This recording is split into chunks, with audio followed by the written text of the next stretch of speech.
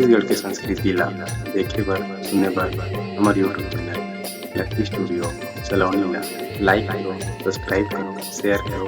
धन्यवाद।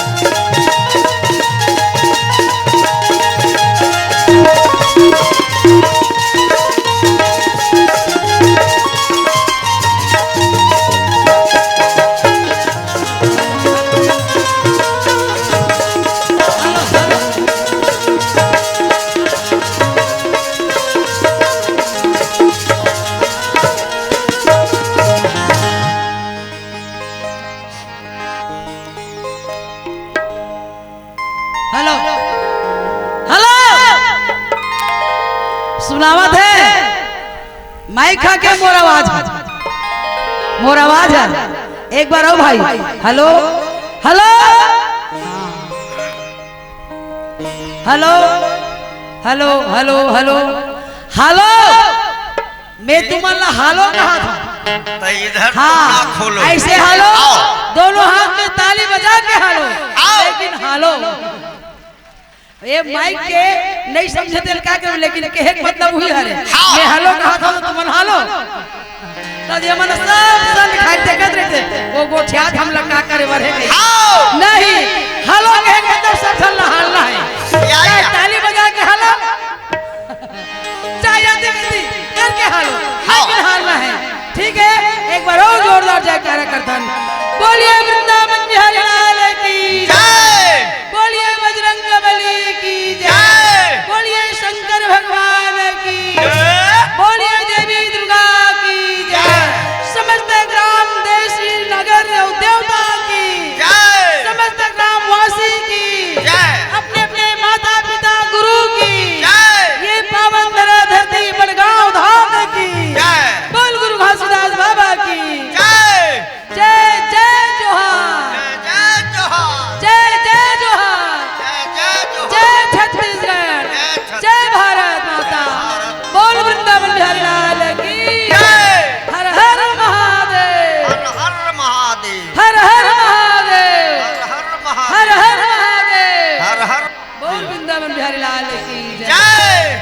हो तो गए अब कहानी है और कुछ बाचे है नी बाटे अब जावा अपन अपन घर जाही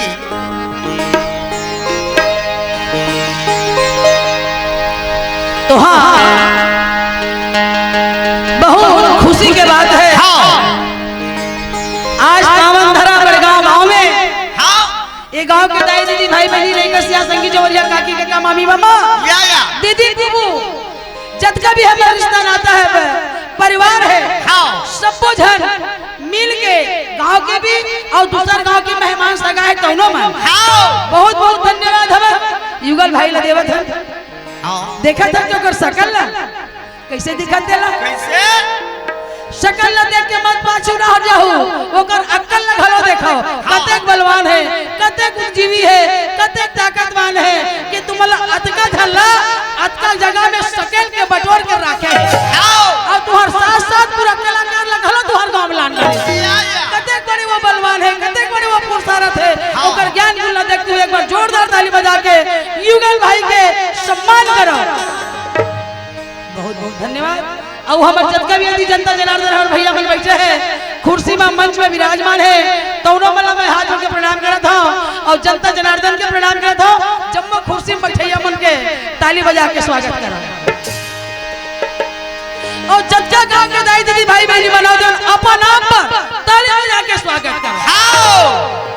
हाँ अरे हम दूसरे के काम लग करते एकरे सती की ही से का कही से काय की ही से बताना अपन ला भूल गए पर के हम भूल गए अच्छा। एकरे सती हम चुकुल गए सही बात नहीं जी अपन ला भूल गए पर के हम भूल गए एकरे सती हम चुकुल गए हमर छत्तीसगढ़िया में सीधा साधा सच्चाई और मानव विश्वास में बेकार हो गए खीर खाने वाले मन बेचारा मन खीर खावत है हमला का करे वाले उकर अक्कल है जैसे हमर किशोर भाई का अक्कल है सब झल रात देत का भी हो गए सही बात है ना जी।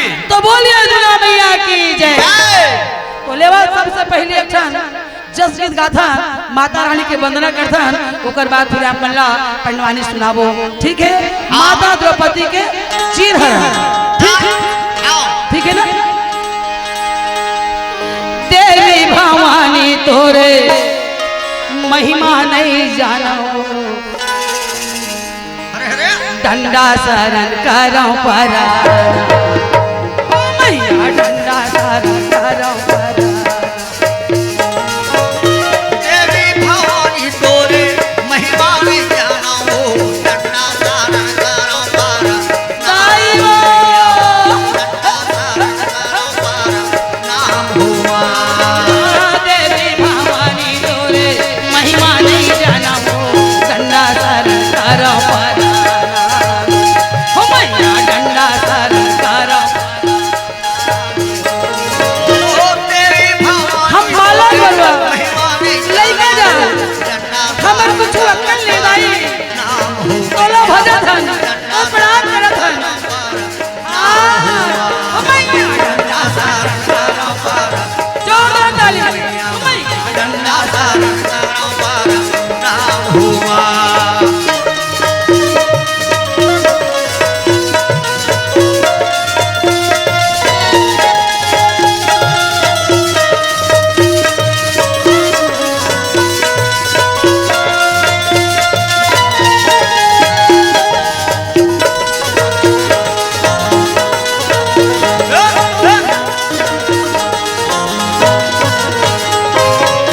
कपिला ना गैया के दाई गोबर मंगाए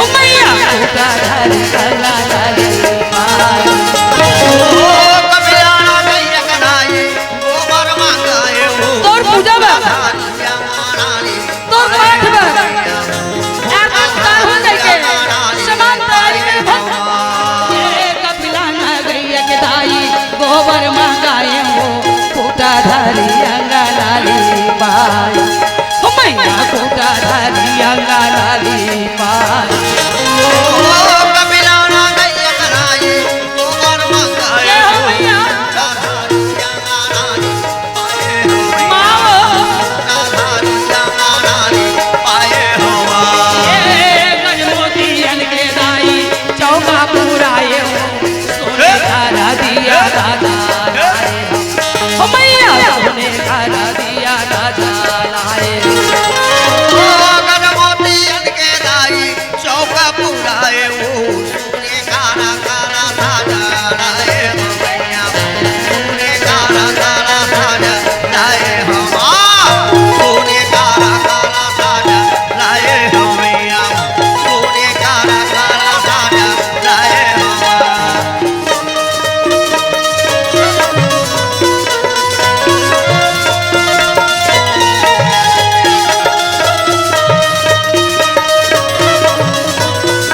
आजा माँ हरे सभा में आजा तोला बुलावत है तोर बेटी है चल लिया तेरी मत लगा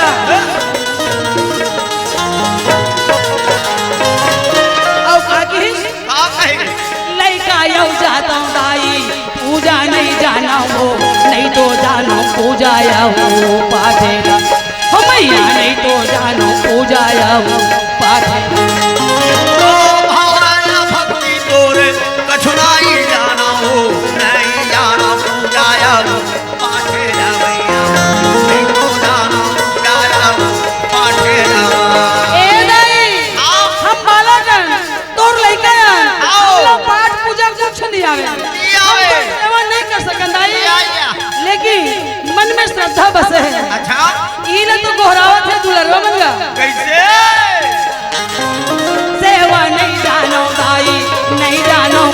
जाओ झन कर बे मोरे बरा दो जाओ हो मैया झन कर बे मोरे बरा दो जाओ पूजा नहीं जाने दाई भक्ति नहीं जाने वो नहीं जाने तोरे ये दे पूजा ना मैया झने कर में हमर से पूजा ना ये मोर खातिर रखे दाई तैहा फुलवारी हो कतको बेला हूँ रखबे द्वारी मैया कतको मेरा कुल्ला रखबे द्वारी मोर मारा भोके रखे जाके फुलवारी हो कतको मेरा लया मैया फुलवारी कतको मेरा या पूजा मैया कुल्ला रखबे मैया कुल्ला रखबे कतको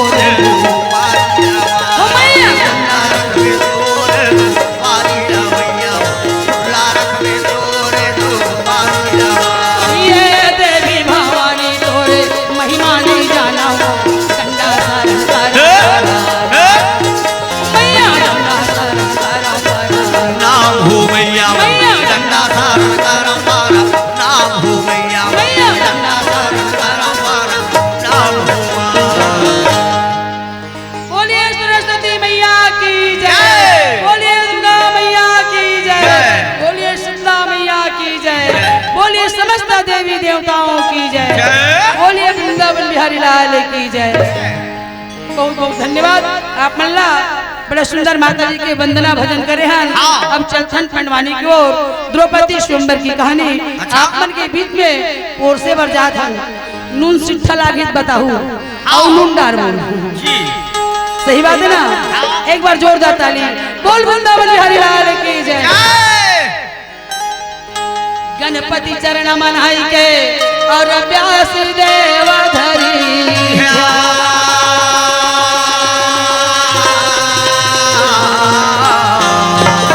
सभा पर्व भाषा रचत और सुमर व्यास गणपति चरणा और गिरजा हर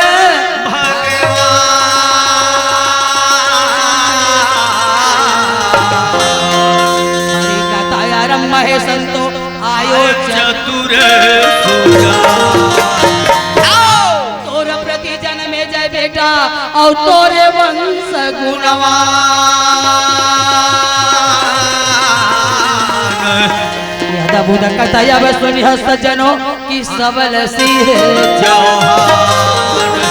बोलिए वृंदावन बिहारी लाल की जय। ये बाजार में हीरा पर है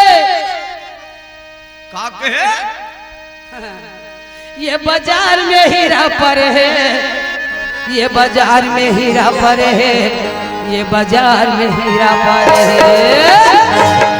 ये बाजार में हीरा पर है ये बाजार में हीरा पर है ये बाजार में हीरा पर है ये बाजार में हीरा पर है ये बाजार में हीरा पर है ये बाजार में हीरा पर है ये बाजार में हीरा पर है हीरा पर कैसे बाजार में हीरा है हीरा नहीं है कीड़ा है।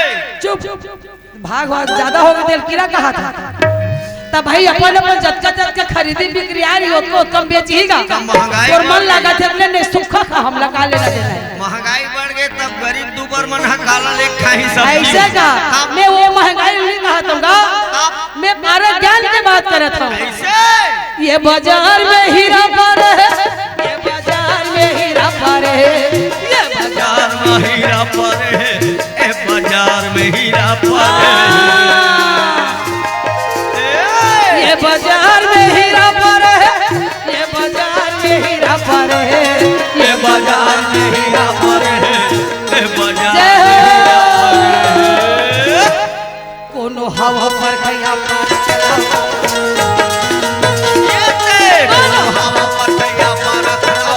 बाजार में हीरा पर है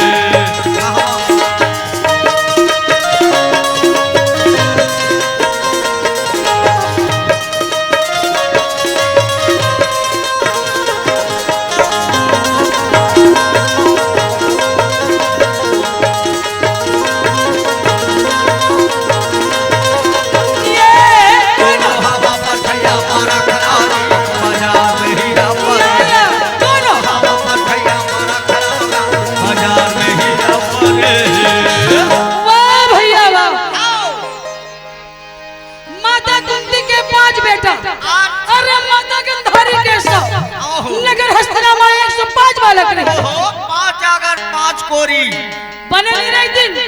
तब अरे भाई भाई में बढ़िया है, हाउ भाई भाई में प्रेम है, हाउ भाई भाई में दोस्ती है और मित्रता है। हाउ तो बोला भाई कहते हैं, बोला भारत कहते हैं। अच्छा और जब भारत शांत है तब भारत कहते हैं। हाउ और ये में क्रांति आ जाता महाभारत। हाउ तुहर घर एको दिन होते नहीं महाभारत नहीं हो रहे। गांव में लड़ाई झगड़े है वो।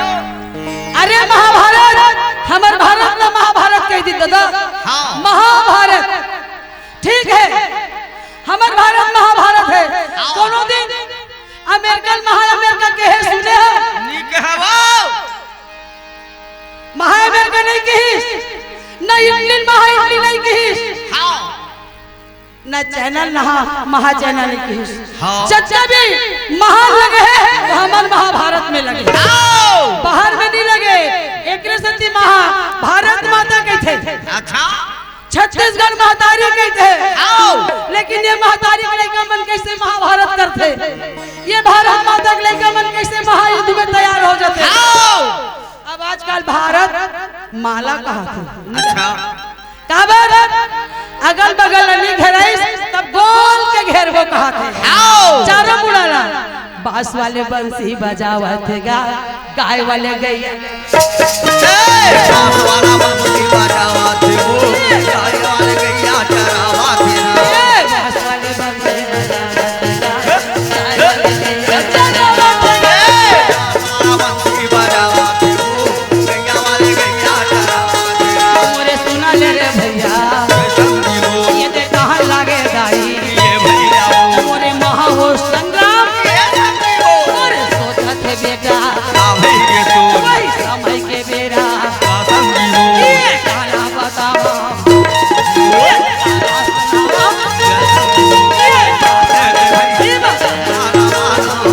महासंग्राम बना दे, महाभारत बना दे। बड़ा सोचने की बात है, समझने की बात है।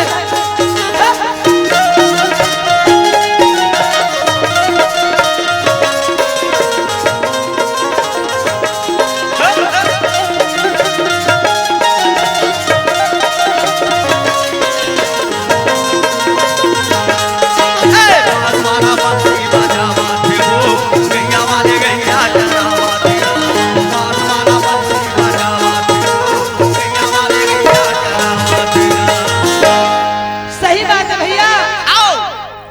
ये कौरव पांडव बड़ा भाई है, ये के घर के लड़का है, ये के घर के अन्न जल खाई, एक एक गुरु से दीक्षा शिक्षा ली। तब भले सुघर नहीं रहती। अरे कैसे सुधर रही, समय बलवान है। समय बलवान है। हाँ ये कुर्सी में ऐसे का नशा है, ये कुर्सी में ऐसे का प्रेम है, हाँ दोस्ती है। हर कोई आदमी कुर्सी के ही लड़ाई, अच्छा चाहे यहाँ ले चल वहाँ ले ले। अगर वो दिन के भाई बहन को सुनता हो जाती, मान मनौना हो जाती, सबोला समोहित मिला के एक झन लपोट ला दे देती। हाँ। ले रे भैया ते हमार लबड़े ते राजा रहिबे, ऐसे भी हम तोर सम्मान करत हन, हाँ। ऐसे भी हम तोर पाँव परत हन। हाँ। कुर्सी बैठ जागा, हम सबो धन कर्जा बन के तोर आदेश अनुसार काम न करबो। हाँ। ऐसे कहती तो झगड़ा लड़े काबर होता नहीं होती।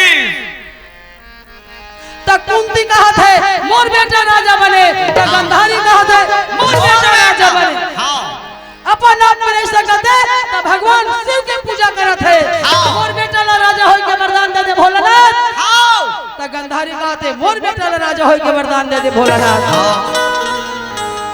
तब सबो घर में देरानी जेठानी के झगड़ा है। हाँ। अरे 4 जन बेटा है, दाई है दादा है, तो वो घर में सुनता है।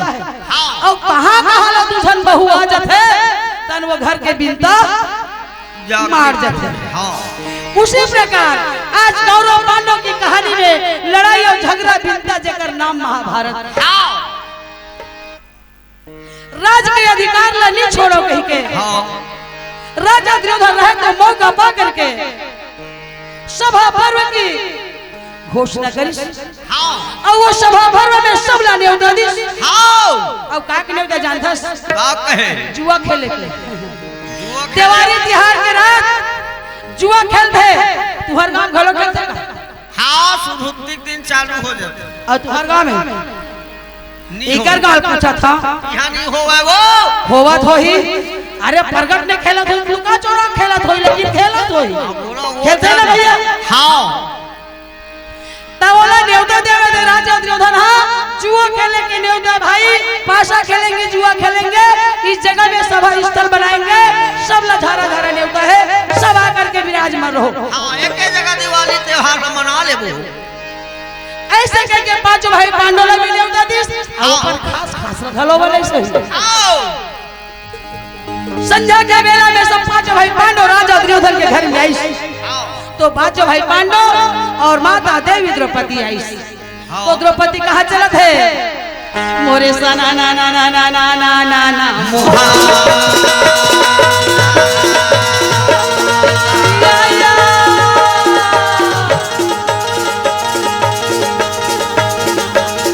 बिना बजा बता है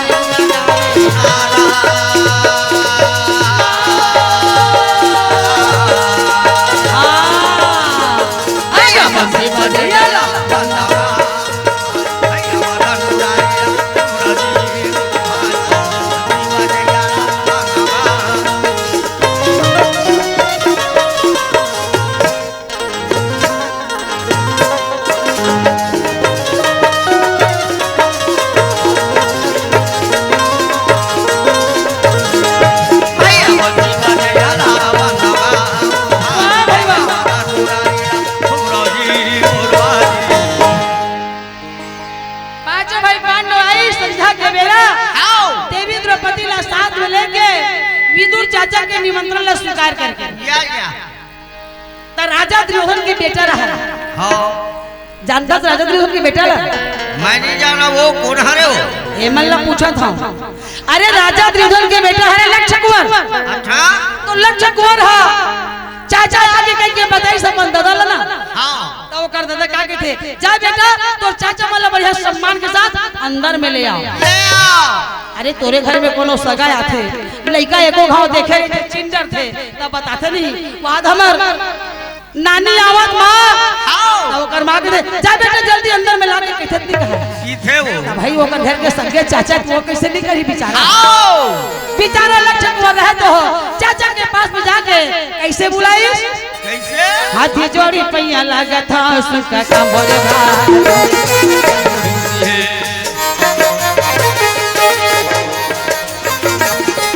हाथी जोड़ी पैया लगा था उसका कंबोरे भाई दसाया मोरी के बिंदी है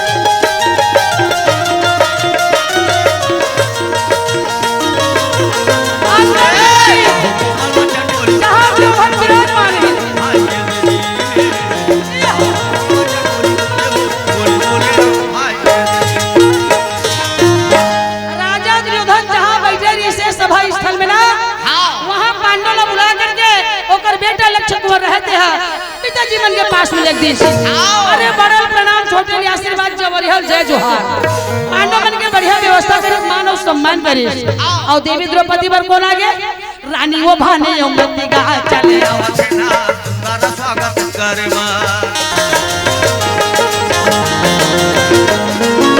रानी भान हत्या करके द्रौपदी को अपने बंगला में ले गए अपने कमरों में ले गए अपने रसोई में ले गए वो मन हाय हल्ला करी सोही बढ़िया देख के प्रणाम करी सोही छोटे ले आशीर्वाद दी सोही या हसीना में सीना लगावत है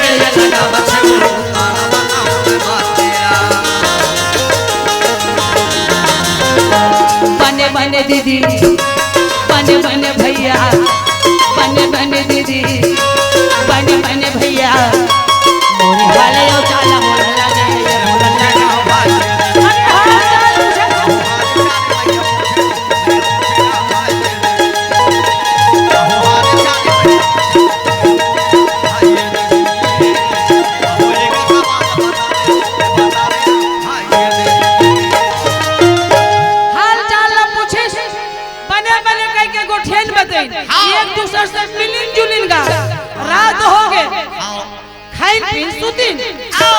अब सुबह हो गए, जब सुते हुए सुत के उठी सुबह सुबह, फिर उसने स्नान ध्यान करिस।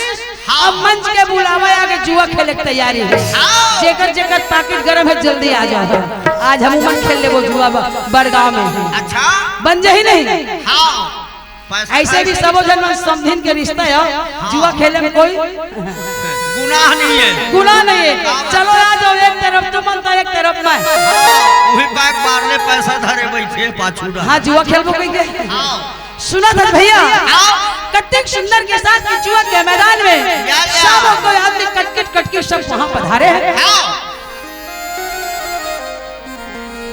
रागी भाई कहा के बात ले बता, मामा सगनी अपन दादा के हड़ाला वो पासा बना के रखे रहे।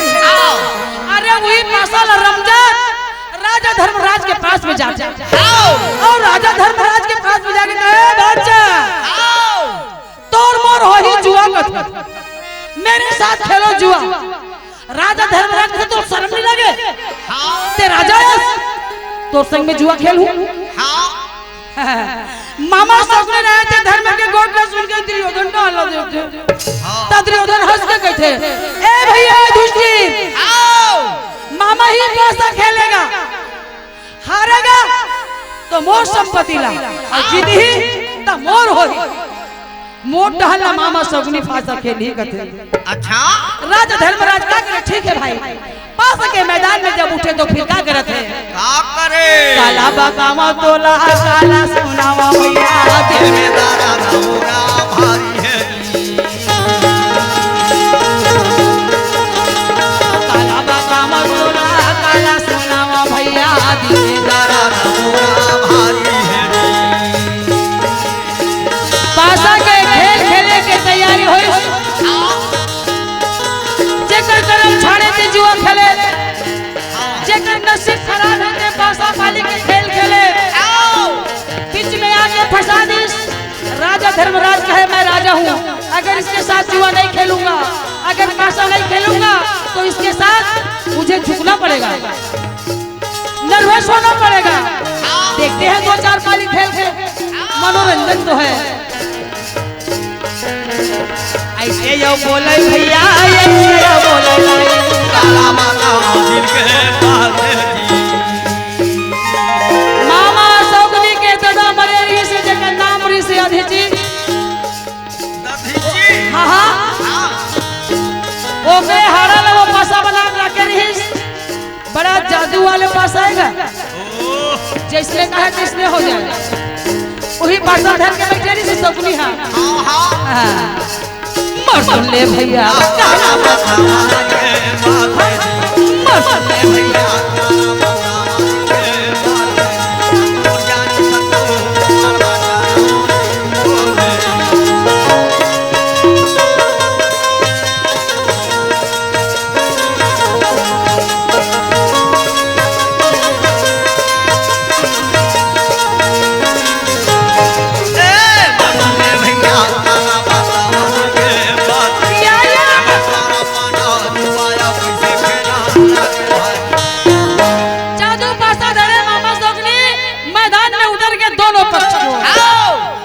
कटकट चारों ओर बड़े बड़े राजा नजर लगा के देखा थे, एक नजर लगाए कौन हाथ है कौन जिथे देखा, कौन राजा जुए हो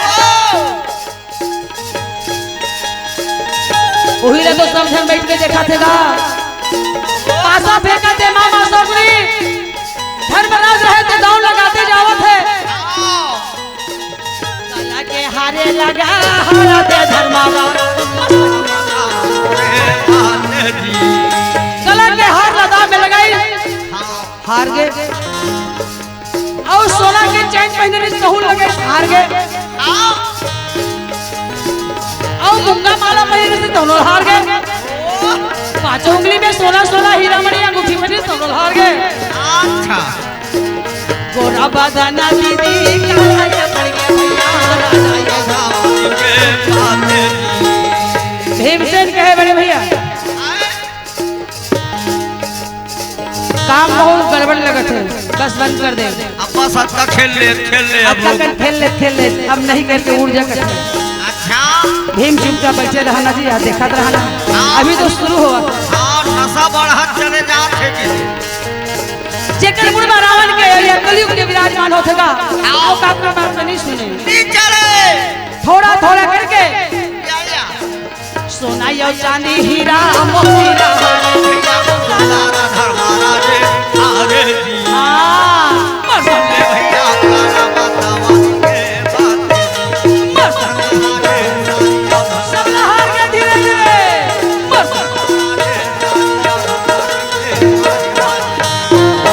धीरे धीरे करके सब लहार गए राजा धर्मराज हाथ अपन माथा में हाथ धर ली मस्तक में हाथ मरा के कहते का हो गए लेकिन जब हार जाते ना तो जोश हो जाते अच्छा एला खेल हो तो कहूं आज ही तब हाँ एला उला कहूं तो आज ही तब एला खेल हो तो आज हो ऐसे करते करते लालच बढ़ जाते और उसने करते करते बहुत अगर संपत्ति हार जाते गांव गोठान खेत खलिहान घर द्वार सोना चांदी हीरा मोती रत्न पन्ना सब लहार के हाथी घोड़ा ला दासी अब धर्मराज कहे भैया अब मेरे पास में कोई चीज नहीं है अब मैं नहीं खेल सकूं राजा दुर्योधन रहे तो कहे भैया कैसे नहीं खेलूं कहा था अरे अभी तो दो जगह बड़ गई चीज बाचे है अच्छा अब बड़ गई चीज तो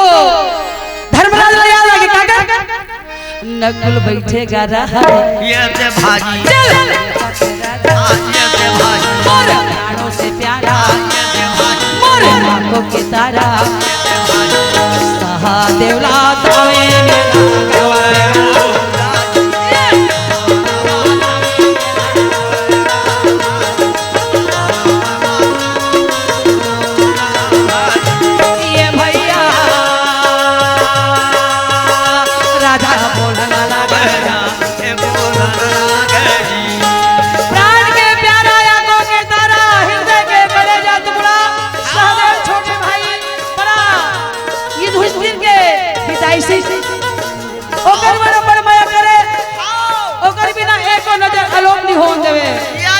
सामने रखे धर्मराज वही छोटे भाई लगाओ मरक जिसका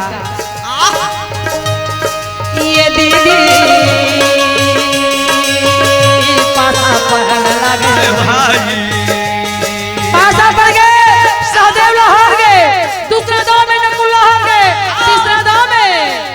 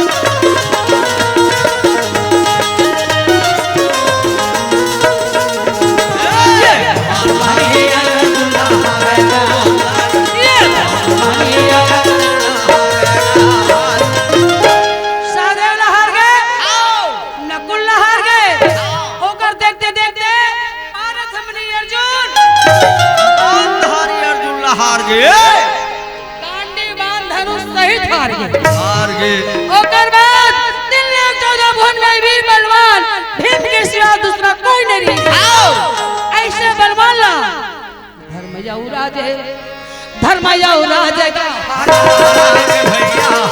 राजा धर्मराज भीम को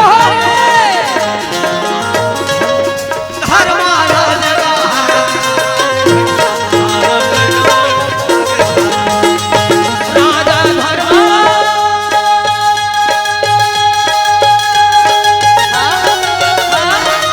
ऐसे राजा धर्मा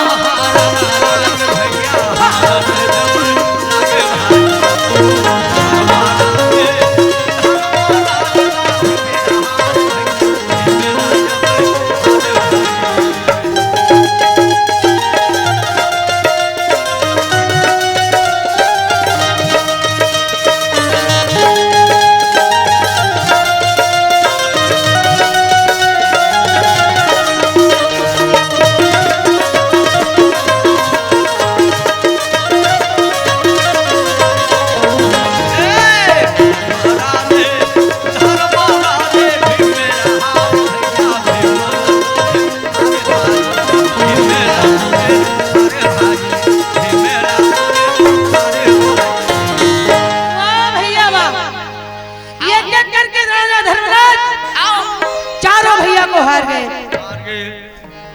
चारों भैया के बाल शासन को हार गए, चारों भैया की संपत्ति को हार गए। धर्मराज जी के जी को खिसा के तब भैया के क्या करिया अपना अपना हार गए, अपन आप में लग गए।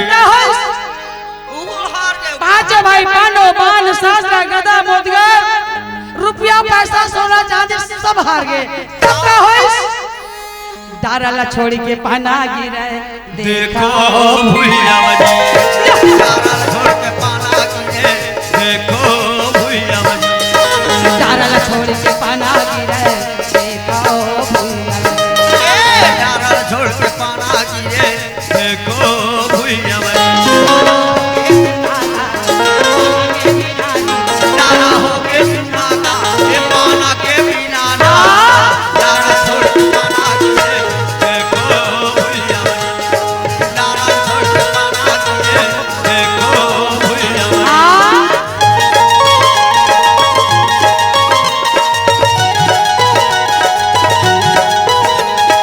वाह भैया वाह, बड़ा सोचने की बात है।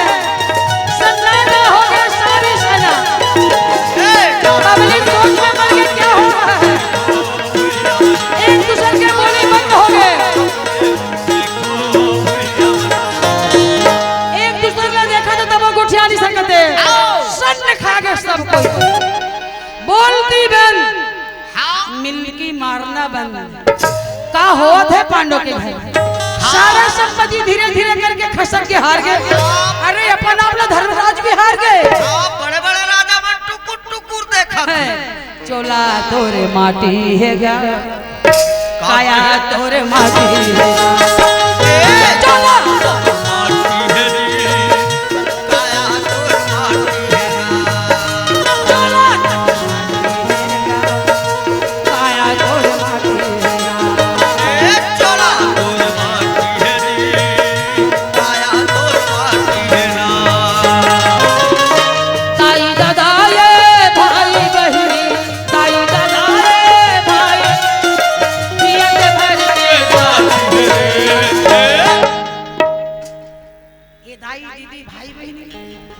बेटा बेटी जेकर पर रात दिन मेहनत करत कमा कमा के मर जथे, खाए पिए ठिकाना नहीं है।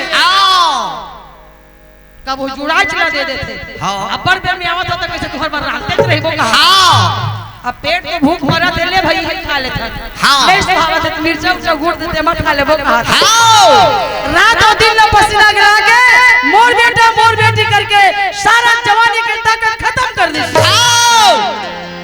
परिवार मोरे बेटा बेटी मन मोरे धन संपत्ति मोरे के लेकिन कोनो का कोनो एकरे सतीत के आज एकरे सती धर्मराज सब लोहार के चिंता में डूबे हैं।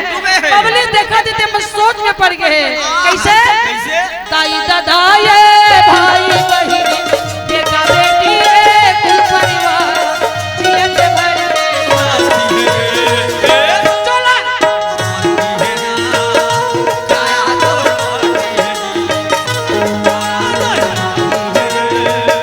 काया तोर माटी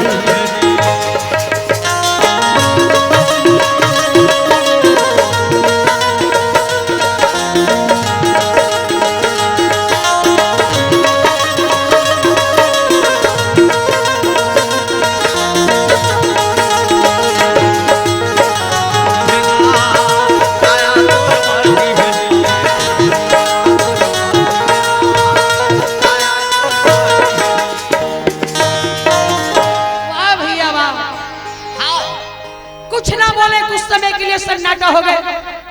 तब जाके राजा दुर्योधन कहे भैया का सोचत है चिंता का हो गया तोला। अरे यार जुआ जितनी में हारना जितना तो लगा रहता है इसके लिए क्या सोच बनाते हो और क्या धोख बनाते हो और क्यों दुखी होते हो। अभी चे पासा पड़ जाए सब पे तो डर हो जाए। तो कुछ नहीं है काला खेला हुआ नहीं है आपके पास एक और बचा है ये एकदम मनी है।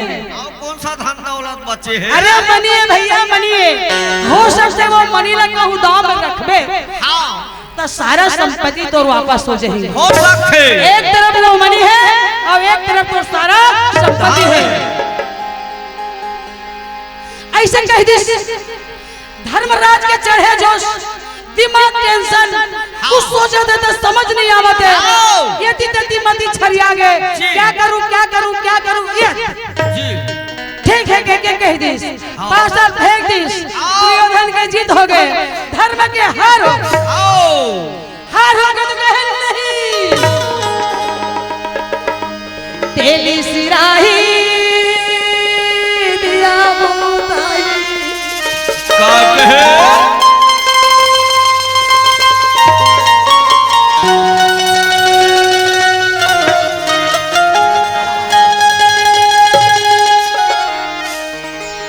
तेली सिराही दिया भुगाही जल जाही वही बाती चोला तोर माटी हैगा काया तोर माटी है चोला तोर माटी है काया तोर माटी है ना चोला तोर माटी है वाह भैया वाह तेली सिराही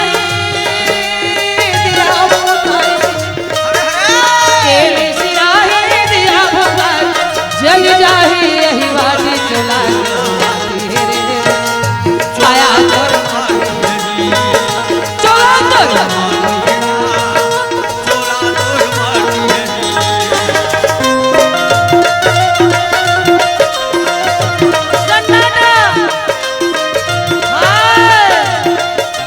बड़ा चिंतन हो गए सोचने की घड़ी आ गए क्या करूं कैसे करूं अब क्या करूं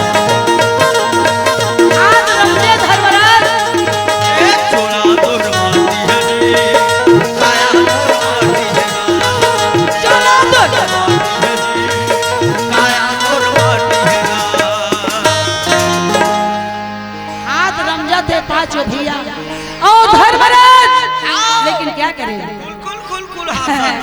राजा दुर्योधन रहे तो अपन कामी नाम के मंत्री लगे थे नौकर लगा दरबारी लगा अरे भाई कामी इसी वक्त चले जा और देवी द्रौपदी को कहना तो बनावा थे राजसभा में जा जल्दी कह के आवे और वही तो संग में ले आवे कामी बेचारा रहे थे दौड़ के जाते तो वो मन का करत रहे थे सोन के पलंग में बैठे भानुमति और द्रौपदी बीच अंगना में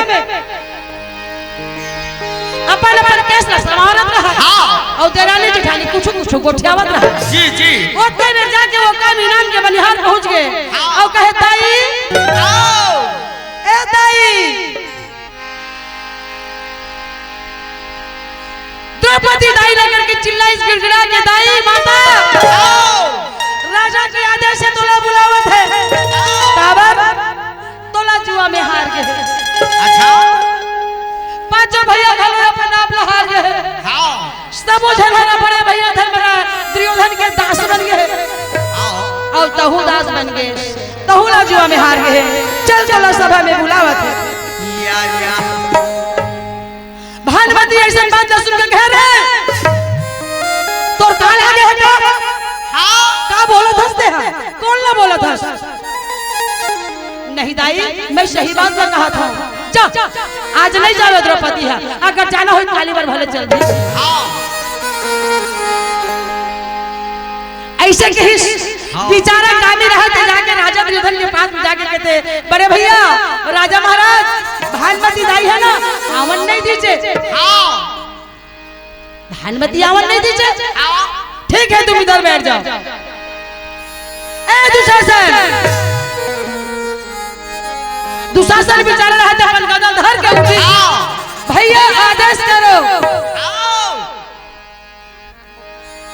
तो दुर्योधन रहे थे लाल दिखा के कहे दुशासन इसी वक्त जा अगर वो पंचालन सीधा में आवत है तब बोला और सीधा में नहीं आई था पकड़ करा बालेगा खींचना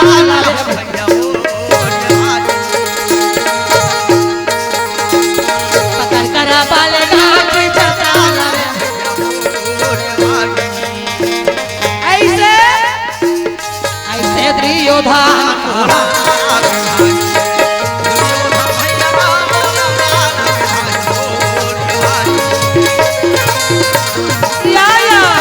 ऐसे दुर्योधन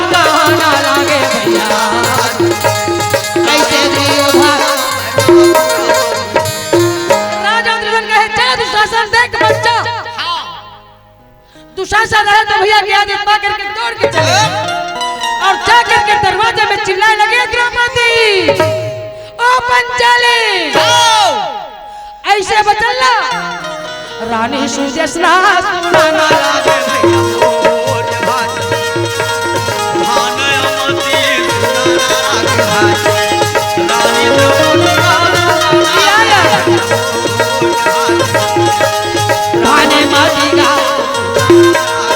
सुंदर मजा करके रानी भानुमति सुन के है दुशासन साहब बोले थे काल आगे द्रौपदी तो काल आगे पंचाली ने तो तोरा शर्म नहीं लागे?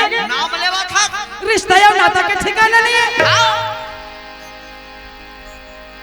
ऐसे की निजा द्रौपदी है निजा जाना हो तो काली बार जाके मिल ली अब इच्छे जाना कोई जरूरी है का? द्रौपदी घलो हाथ जोड़े के थे नहीं ठीक है अगर भैया बोले सभा में बुला देना तो मैं चल जाऊं लेकिन आज नहीं जाऊं। काबा आज कुछ कारण है आज मैं बाल धो जी आज मैं नहीं जाऊं काली बार जाके भैया की सभा में मिलूं आज वो सभा में चाय के नहीं आऊं। देवी द्रौपदी के बात में नहीं सुनी नहीं मानी बाल बगरे रहे भैया मुड़ धो रहे देवी द्रौपदी रहे तो ये लंबा लंबा बाल सोना जैसे बाल चमकत रहे दुशासन की आंखें देखने चाहिए जाके दौड़ के पकड़े बाल आगा खींचाता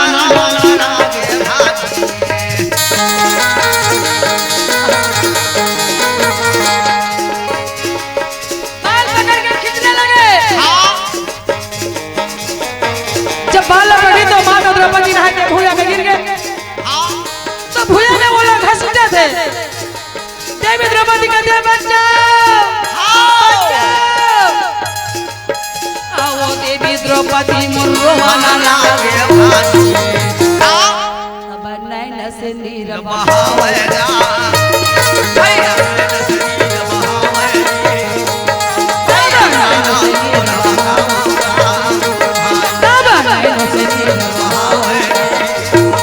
रोने लगे द्रौपदी आंख से आंसू बदन कुम्हला गए दोनों बदन काला पड़ गए थर थर थर धिक्कार है जीवन को ऐसे रिश्ते नाता को क्या हुआ कैसा हुआ मेरे ऊपर दोष आ गया मोलक पकड़ के ले जा हड़बड़ा गए द्रौपदी भानुमति के बोलती बंद हो गए दुशासन के हाथ में बाल पकड़े द्रौपदी के घसीटने चला थे द्रौपदी बचाओ बचाओ करके चिल्लावा थे तो कौन जगह में पहुंचे है माता गंधारी के द्वारी में माता गंधारी के द्वारी में पहुंचे बचाओ बचाओ करके बोली माता गंधारी कहते क्या हो गए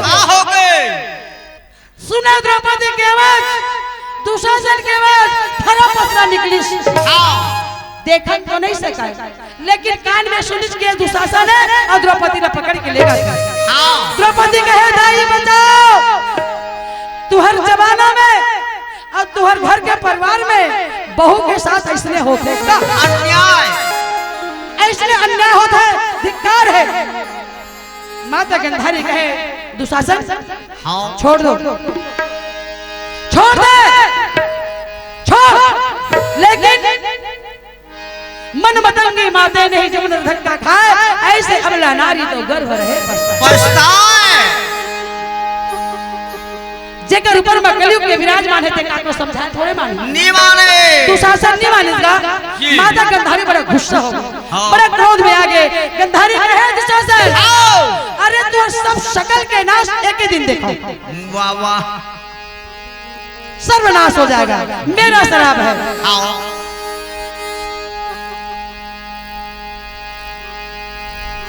मैं तो सोचत रहे कि सौझन बेटा के दाई सौझन मोर बेटा है वो दाई ना कृष्णा रहना चाहिए कृष्णा होना चाहिए बड़ा सुहाय मन रहते हो बड़ा आनंद रहते हो बड़ा खुशी लगती होती लाते दाई होती लाते दाई करके दाई ना बड़ा खुश में सुख में लगती लेकिन धिक्कार है ऐसे मर्यादित बच्चे को जगह मान और सम्मान में सभ्यता नहीं मान मर्यादा के नाम नहीं अपने घर के बेटी बहू अपने घर के दाई दीदी का ये हाल कर रहे हैं सौझन बेटा मोर कहानी हुई जी काल हो गए कथे जी हाँ हाँ देवी गंधारी उसके बेर शराब दे दी भैया। और घसीटा दुशासन रहे तो सभा बीच में ले गए और सभा के बीच में ले जाकर के खड़ा कर दी। और खड़ा करने के बाद में राजा दुर्योधन कहे, राजा प्रजा नेगी जोगी पाने प्रधान, ये राज किसका है? देवी द्रौपदी सुनावत है, ये राज किसका है? यहाँ के बैठने वाले छत्री किसका है? और यहाँ के बैठने वाला कैसा है? कैसा है? सब अंधा है। आप उस दिन बोले थे ना, राज सूर्य यज्ञ किए थे। अरे पानी समझ के सूखा समझ के जाके पानी में गिर गए, तब तक ऊपर कंगोरों में बैठ गए। हासे है, हासे है, और क्या बोले है? दादा अंधरा अंधरा होकर लड़का घलो अंधरा के देखो। तो हमारा राजा अंधरा देकर प्रजा मन अंधरा, सब बैठे थे मंत्र में क्या ठिकान नहीं है। नहीं है, बड़े-बड़े छतरी है भाई, कोई सोचे और समझे के बात नहीं, जल्दी देवी द्रौपदी के सारी खींचो और बिना वस्त्र करके मोरे जंघा में बैठा देना भैया ना ये भाई, मोरे जंघा में बैठा दे भैया ना ये भाई। जल्दी सारी खींच के मोरे जंघा में बैठा दे। ये कैसा होता है आंख वाले और अंधा की कमाल? सभी अंधे हैं द्रौपदी, सभी अंधे हैं, शर्म नहीं, काला मर गए, काटो तो खून नहीं। देवी द्रौपदी सिकुड़ गई, लज्जित का नाम नहीं। अरे अंधरा राजा कैसे देखी तो मान मर्यादा तो सम्मान और इज्जत ऐसे कही थी दुर्योधन। सब पब्लिक, सब जनता, चक्का वो मध्य बीच में आ रहा है, चक्का रिश्ता नाता रहे, गंगा के बेटा बीते पिता मधुराचार्य और वगैरह वगैरह करम नारी सब सन्नाटा है। देखा थे क्या हुआ थे? टुक टुक देखे लेकिन कोड़ों के बोले की हिम्मत नहीं होते। दुशासन लगाए ताकत, कैसे साड़ी खींचन लागे भैया ना ये भाई, कैसे साड़ी खींचन लागे भैया ना ये खींचेगा साड़ी खींचन लागे भैया, कैसे का साड़ी खींचन लागे ये कैसे का साड़ी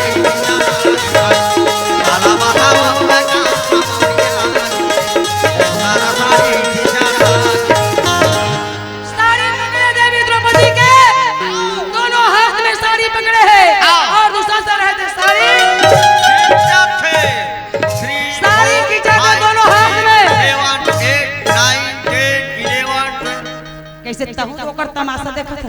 तमाशा नहीं देखा था, ऐसे हलावा। अब सुन, अब देवी द्रौपदी कच्चा साड़ी पहने रही सोही, एक के जगह में दो, दो के जगह में चार, चार के जगह आठ के जगह 16, ओकर बाद ओकर बाद ओकर बाद ओकर बाद ओकर बाद ओकर बाद ओकर बाद। कैसे मैं कंप्यूटर और बटन दबाते रही बे?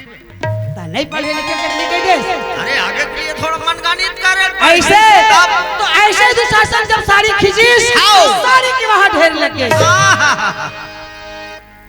लेकिन भैया साड़ी की तो ढेर जरूर लगी, लेकिन दुशासन खींचे की स्टाइल जानता पहले तो एकदम जोर से वाह या या। ओकर बाद थक के तब पाए करही, ओकर बाद धीरे खींचन लागे भैया ना ये भाई, धीरे खींचन लागे भैया ना ये भाई, धीरे खींचन लागे भैया, धीरे खींचन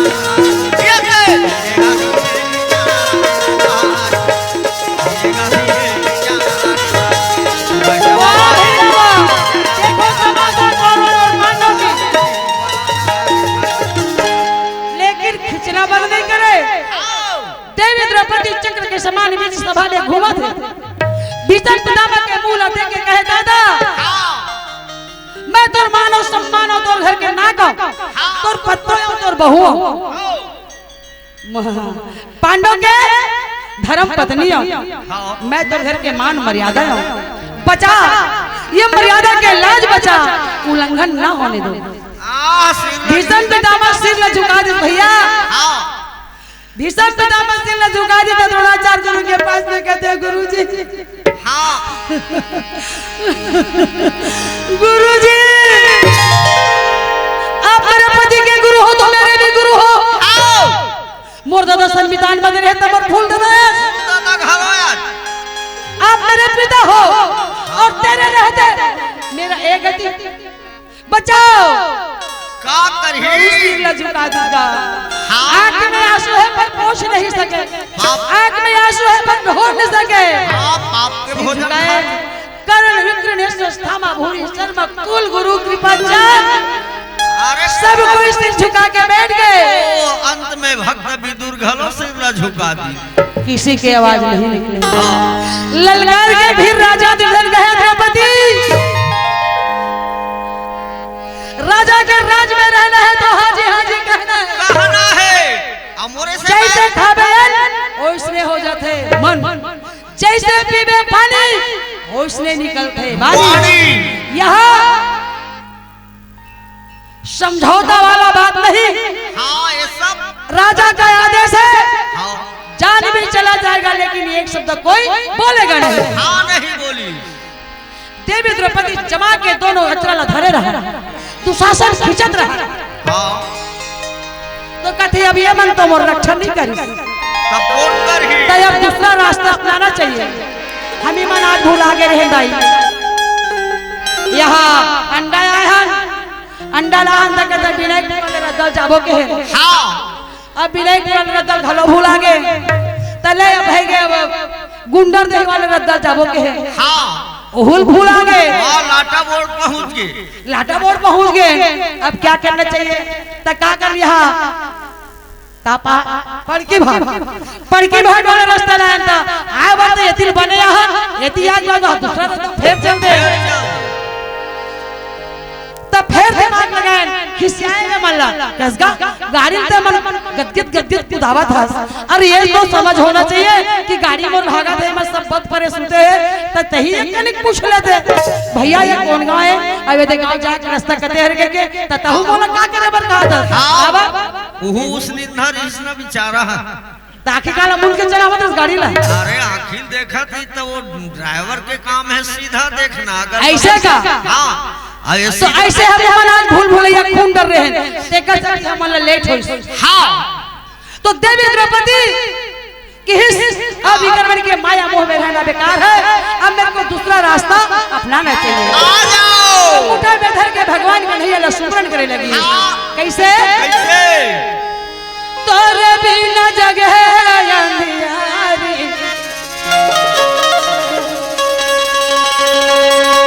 तोरे बिना जगह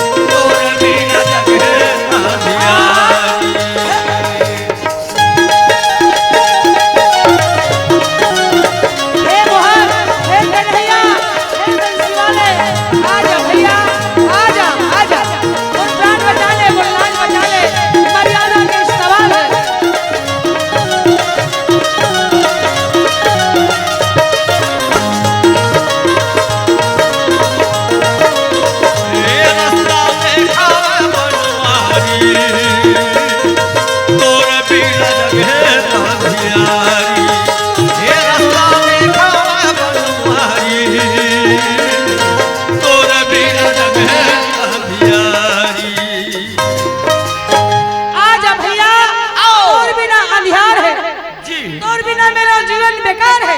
बेकार है नहीं एक जनकपुर सुनैया।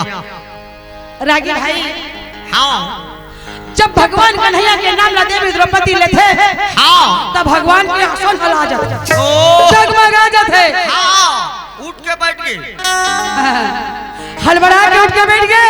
रुक्मणी घलो हड़बड़ा गए, तो रुक्मणी कहते का हो गए भगवान, का हो गए भगवान। सोए रहते बैठ गए उठ के।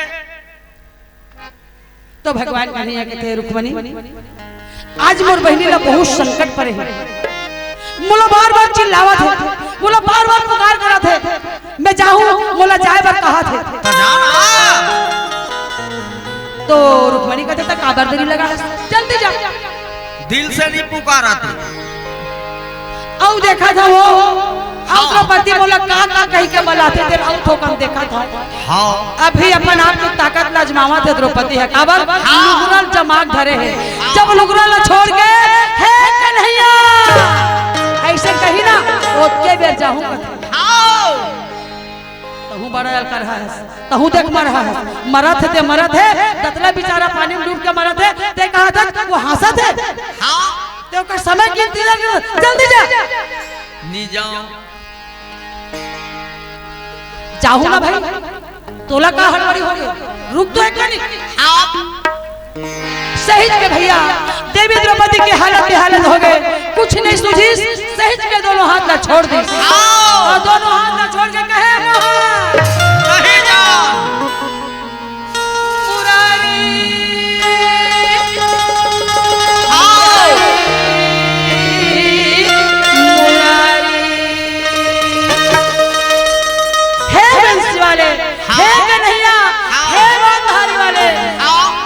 लीला करिया दुनिया में राज कराने वाले मुरारी भैया, बंसी वाले भैया आजा।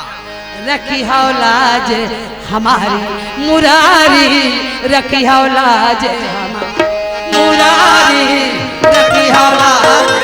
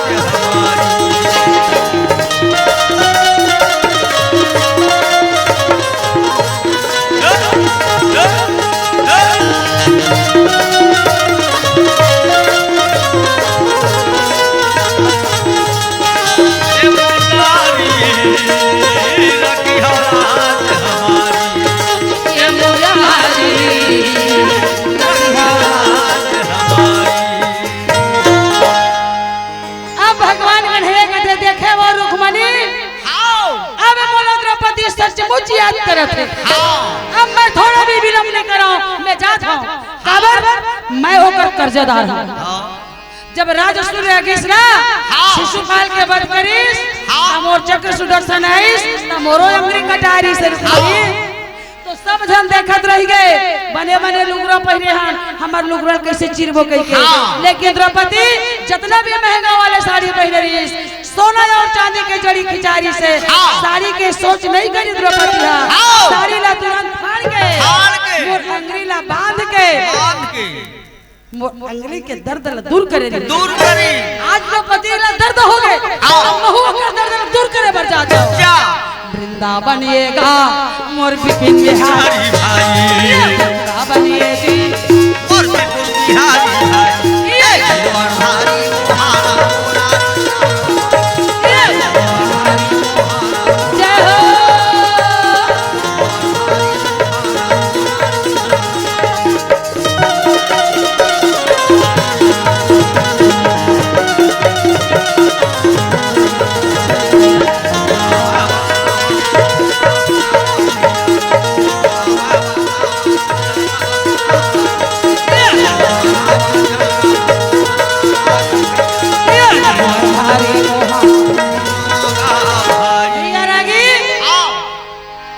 भगवान कन्हैया रुक्मणी ने बताई अब मैं चाहता हूँ अब थोड़ा भी विलंब नहीं करो भगवान रहे थे ऐस अब आके का करिस तोर बंसी में जादू लगे मोहान जादू लगे मोहान ये जादू लगे तोर लगे तोर लगे तोर तोर जादू लगे ये तमुना में जादू लगे जय हो तोर बंसी वाले जादू के गोली है बड़ी सुहावन लगते भैया वाह भाई वाह जादू लगे मोहान तोर बंसी वाह भैया वाह भगवान पहुंच गएगा अब अपन हाथ ना ऐसे करिस तो ककन वो साले धर के हारिस लगन ककन कौन जाना थे कोनो गेने नहीं कोनो देखे नहीं कोनो गिने नहीं साड़ी के भरमार कर दिस साड़ी के ढेर कर दिस साड़ी खिंच खिंच के हालत खराब हो गई ओ ढेरी लग के साड़ी के साड़ी बीच नारी और नारी बीच साड़ी हरी रंग की साड़ी है तो नीली रंग की नारी है पीले रंग की साड़ी है तो हरी रंग की नारी है नारी बीच साड़ी है कि साड़ी बीच नारी है जी आगे पीछे कुछ नहीं है देखो तो कृष्ण मुरारी है जितना खींचना रही ततना खींच दिस नहीं खींच सके तब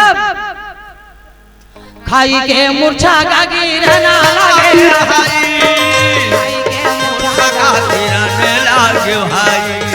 खाई के मूर्छा गागी रहना लागे भैया खाई के मूर्छा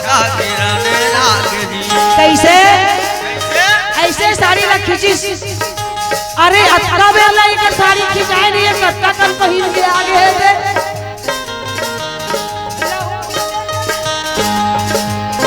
और तो कई ठन घर भर जाए कटका कल साड़ी के ढेर लग गया दुशासन कहे अपनी बात जबर प्राण अपनी बात जबर प्राण मूर्छा खा के गागी रहना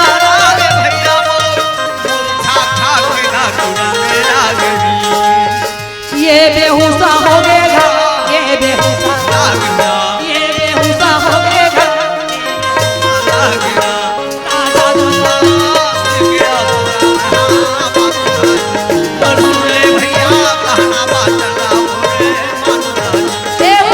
पानी पिलाओ प्राण को बचाओ देखो देखो हो गए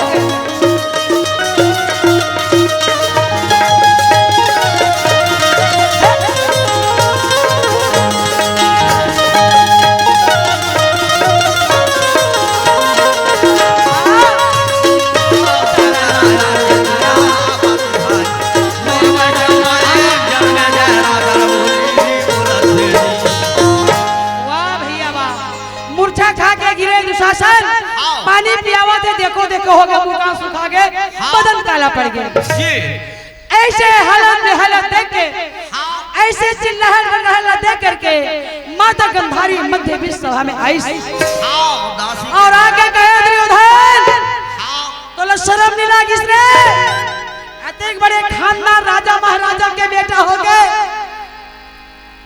अत्यक बड़े बलवान हो गए दुशासन तोर वीरता ला एक माई लोगिन के रुगला खींचे बर दे रही ये के अपने नारी के लुगरा खींचे बर देख ताकत लाजमाइस धिक्कार है ऐसा बेटा मल्ला एक रे सती ललकार के माता गंधारी की का कही तो लोग खोजे नहीं मिले पानी रे अंधरा के बेटा और खोजे रे मिला पानी रे अंधरा के बेटा तोर जारे हवा दिन पानी रे अंधरा के राना तोर जारे हवा दिन पानी रे अंधरा के बेटा ये गाया धरा के लाला ये गाया धरा के बेटा ये गाया धरा के तूरा तोर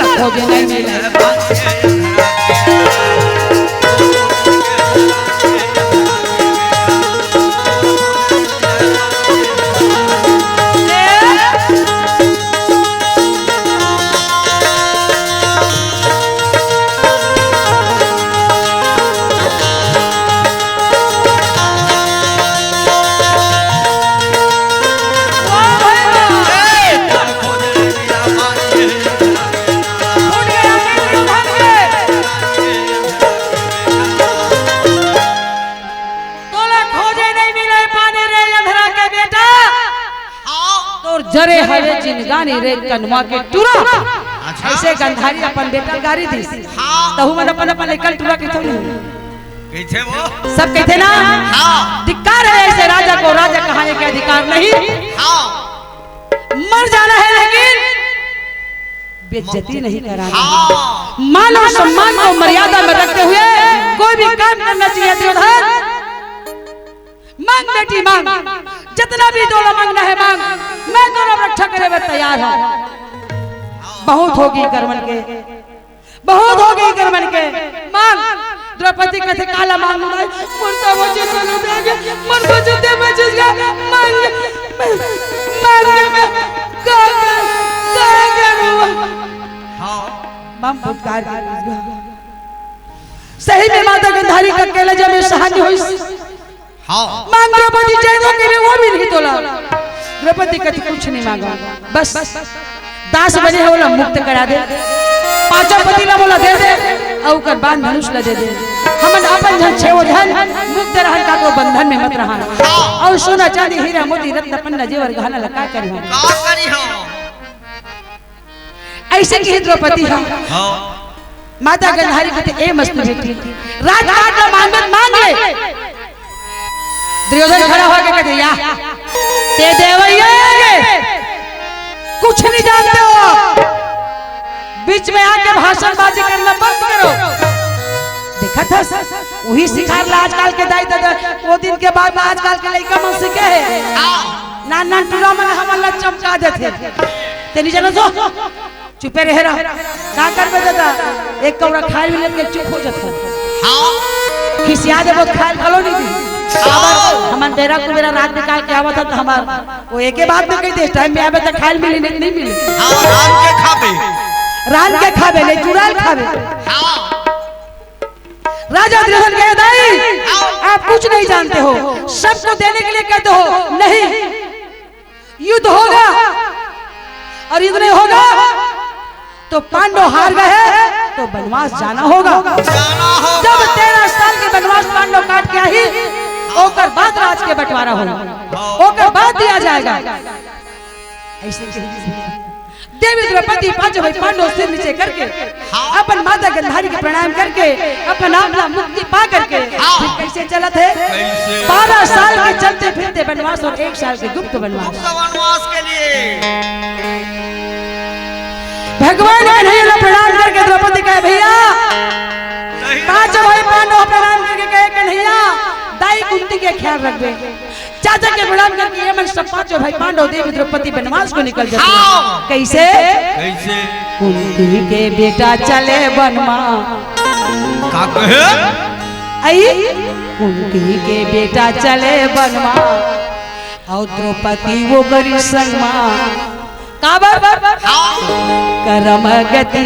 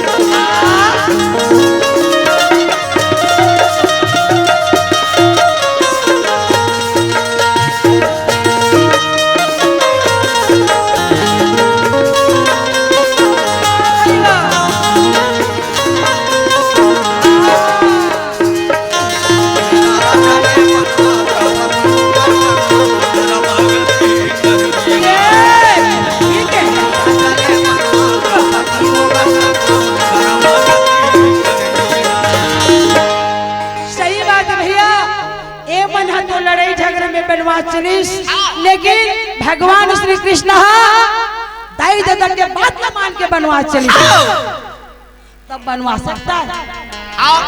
घर निकाला ही तो हो गए। राजा के बेटा राजगद्दी में बैठ के राजमहल में रह के सुख कर वो कहते ये बड़ा सोचे के बात है।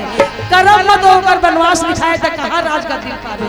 अच्छा माता कुंती रोई लगी, सब कोई मुझे छोड़ करके जा रहे हो, मैं कैसे रहूंगा। महूल लग चल। धर्मराज कहते दाई नदी नाला पहाड़ पर्वत जंगल झाड़ी और तय कहाँ भुगत बे और कहाँ हमर मन के संग में चलबे। देखल ला चाचा बिदुर ला तो रखवार पर छोड़ा था तय यही में रेक को रखा और नीचे पड़े हम जा था बहुत ही जल्दी शीघ्र आ जाबो। हाँ इसी प्रकार ऐसे पांच भाई मानो माता कुंतीला विश्वास और सबूरी करा करके जंगल के लिए सब कुछ जल्दी से बोलिए श्री वृंदावन बिहारी लाल की जय। दुर्गा मैया ला परिणाम भोले बाबा। दुर्गा भोले मैया ला प्रणाम, दुर्गा माई ला प्रणाम, भोले मैया ला परिणाम दुर्गा ला प्रणाम, भोले बाबा। भोले मैया ला प्रणाम, दुर्गा माई ला प्रणाम, अम्बे मैया ला प्रणाम।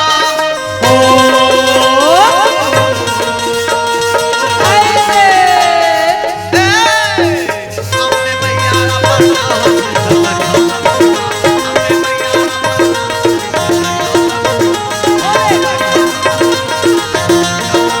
अम्बे मैया ला बोलिए श्री वृंदावन बिहारी लाल की जय। जय। जनता जनार्दन की जय। और हमारे कहानी किस्सा के सुनैया बड़े बड़े भैया मन की जय, जय। सब गवैया बजिया की जय। बहुत बहुत धन्यवाद माइक वाले भाई की जय। और जे हमारे कार्यकर्ता और हमारे कार्य के संचालक महोदय छोटे हमारे भाई युगल किशोर जी ला बहुत बहुत धन्यवाद देतन कि अधिक बड़े मंच में अतिक सच्चा मल्ला जनता मल्ला दाई दीदी मल्ला एकत्रित करके बैठा के रखे है। एक लिए युगल भाई ने बहुत बहुत धन्यवाद देतन। जय जोहार, जय छत्तीसगढ़, जय भारत। बोलिए दुर्गा मैया की जय, बोलिए श्री वृंदावन बिहारी लाल की जय। जय जोहार। कहीं गलती हुई क्षमा देहु।